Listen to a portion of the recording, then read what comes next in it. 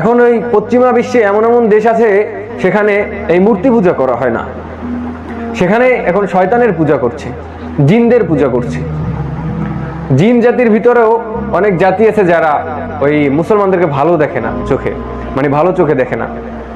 আল্লাহ রাব্বুল আলামিন আদম আলাইহিস সালাতু ওয়াস সালামকে এই পৃথিবীতে এই জমিনে পাঠানোর আগে তিনি এই জমিনকে এবং জিনদের মতন, জিনদের থাকার পরিবেশ ছিল এটা, এখানে জিনেরা বসবাস করত। এই আল্লাহর জমিনে একসময় জিনরা বসবাস করত, মানব সভ্যতা আসার আগে, অনেক আগে, কয়েক হাজার বছর আগে। জিনেরা এই পৃথিবীতে তখন আল্লাহর ইবাদত করত, আল্লাহর একত্ববাদের সাক্ষ্য দিয়ে তারা এই আল্লাহর আইন, আল্লাহর নিয়ম এই পৃথিবীতে প্রচলন করত। এবং আল্লাহ রাব্বুল আলামিন ওই জিনদের মধ্যে একজন নেতা নির্বাচন করে দিতেন, একজন রাজা নির্বাচন করে দিতেন, যে রাজা ওই পুরো জিন জাতিটাকে তিনি কন্ট্রোলে রাখতেন এবং তার নিয়মে এই রাজত্বটা চলতো আর কি, গোটা বিশ্বটা একজন জিনের রাজত্বে চলতো। তো আল্লাহ রাব্বুল আলামিনের নাফরমানি করার কারণে বহু বছর পর পর, কয়েক হাজার বছর তো জিনরা বাঁচে, জানেন জিনরা অনেক হাজার হাজার বছর বাঁচে। আর পৃথিবীতে যত মানব এখন জীবিত আছে তার থেকে কয়েক কোটি গুণ বেশি আছে জিন জাতি, অর্থাৎ জিন জাতির হায়াত অনেক বড়।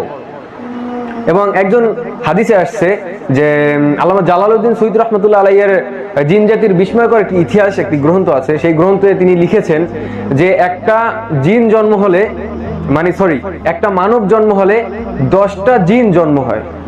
আবার একটা মানব ঠিকই মারা যায়, কিন্তু ওই 10টা জিন কিন্তু মারা যায় না, তারা কয়েক হাজার বছর বাঁচে। আর একটা মানুষ সর্বোচ্চ 60 বছর, 70 বছর, 100 বছর বাঁচে সর্বোচ্চ।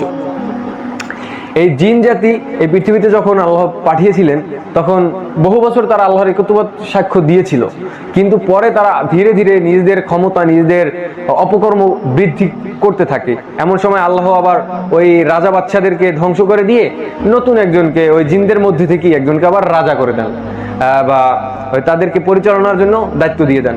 কিন্তু দেখা গেল এমন এক সময় আসতে লাগলো যে ওই যত রাজা আসুক, যে রাজা আসুক, ওই জিনদেরকে তারা কি করে, অত্যাচার করে, তাদেরকে মারধর করে। এক কথায় আল্লাহর একত্ববাদ দূরের কথা, আল্লাহর সাথে শিরক করার সাথে সাথে তারা ওই প্রজা জিনদের উপরে তারা অত্যাচার করতে লাগে। এরপরে সমস্ত প্রজা তো ওই আল্লাহর সাথে শিরক করছি, তো আল্লাহ ওই জিন জাতির উপর রাগান্বিত হয়ে ফেরেশতাদেরকে নির্দেশ দিলেন যে যাও, তোমরা এই জিন জাতিকে সমূলে পৃথিবীর বুক থেকে ধ্বংস করে দাও। আল্লাহর আদেশ মোতাবেক পৃথিবী থেকে লক্ষ লক্ষ ফেরেশতা আসলেন এবং সমস্ত জিনদেরকে হত্যা করতে করতে করতে করতে এক প্রান্ত থেকে অপর প্রান্তে গেলেন। যখন কিছু সামান্য জিন বেঁচে আছে তখন সেখানে গিয়ে দেখলেন একটা ছোট, অনেক ফুটফুট একটা বাচ্চা, খুব সুন্দর দেখতে, কথাবার্তা মাশাআল্লাহ, চেহারা অনেক সুন্দর এবং তার কথাবার্তা শুনে মনে হচ্ছিল অনেক জ্ঞান। আল্লাহ যেন তাকে মানে সমস্ত জিনদের থেকে অন্যভাবে তৈরি করেছেন। মানে ওই ফেরেশতাদেরকে তার রূপ দেখে বা তার আদর্শ দেখে ফেরেশতারা আল্লাহর কাছে প্রার্থনা করলেন যে আল্লাহ, এই জিনকে, এই জিনের বাচ্চাকে আমরা আরশে নিয়ে যেতে চাই। আল্লাহ তাদেরকে অনুমতি প্রদান করে দিলেন। ওই জিনের বাচ্চা, যার নাম ছিল আজাজিল, সে আরশে মুআল্লামায় থেকে, ওখান থেকে লাইব্রেরি থেকে আল্লাহর ভবিষ্যৎবাণী, বর্তমান এবং বিভিন্ন ইলমের অর্জন করতে লাগলো। এক কথায় বলতে গেলে সমস্ত ফেরেশতা এবং জিনের ভিতরে সে ইলমের বাদশা হয়ে গেছিল। তার ভিতরে এমন পরিমাণ ইলম ছিল যে আল্লাহ রাব্বুল আলামিন সমস্ত এই ফেরেশতাদেরকে তার মুআল্লিম বানিয়েছে, তাকে মুআল্লিম বানিয়ে দিয়েছিলেন। সমস্ত ফেরেশতাদেরকে তিনি পরিচালনা করতেন, যার যার দায়িত্ব বুঝিয়ে দিতেন, কার কি করতে হবে, কার কোথায় যেতে হবে সেটা ওই আজাজিল বুঝিয়ে দিতেন। এমন সময় আজাজিল নিজে পড়তে পড়তে আর কি জানছিলেন যে আল্লাহ ভবিষ্যতে এই পৃথিবীতে ইবলিস নামে একজন অভিশপ্ত শয়তানকে পাঠাবেন, থাকবে, যে তার আল্লাহর সাথে নাফরমানি করবে। এটাও ইবলিস জানতো, আল্লাহর কাছে জিজ্ঞেস করেছিল, আল্লাহ বলেছিল ভবিষ্যতে তুমি এটা নিজেই দেখতে পাবে।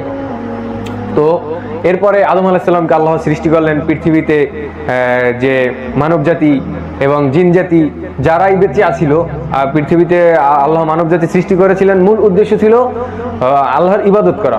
ওমা খালাকতুল জিন্না ওয়াল ইনসা ইল্লা লিয়াবুদুন, অর্থাৎ আমি মানব জাতি এবং জিন জাতিকে সৃষ্টি করেছি কেন, যে এই আল্লাহর ইবাদত করার জন্য। আল্লাহ বলেছেন আমার ইবাদত করার জন্য।